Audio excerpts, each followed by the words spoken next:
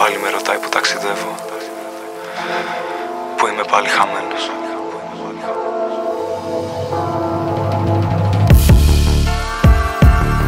Η σκέψη τρέχει συνεχώς. Θα βρίσκεται ή στο παρελθόν ή στο μέλλον, μα εδώ σπάνει. Προσπαθώ να ξεθάψω ένα χαμόγελο, μα κάθε φορά που πάω πίσω και το ψάχνω, χάνομαι και καταλήγω σε δρόμους που φοβάμαι να περπατήσω.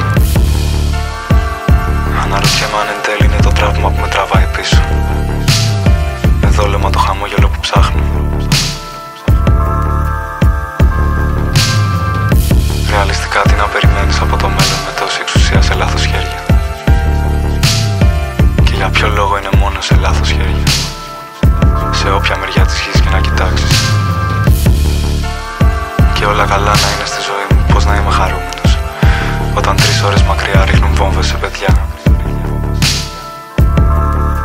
Για να είσαι αισιόδοξος πρέπει να βασίζεσαι και σε μια λογική ελπίδα.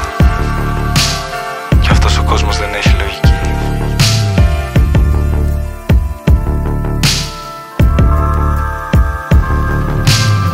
Το νόημα της ύπαρξης είναι να μοιράζεις και να μοιράζεις την αγάπη. Τίποτα δεν κερδίζει.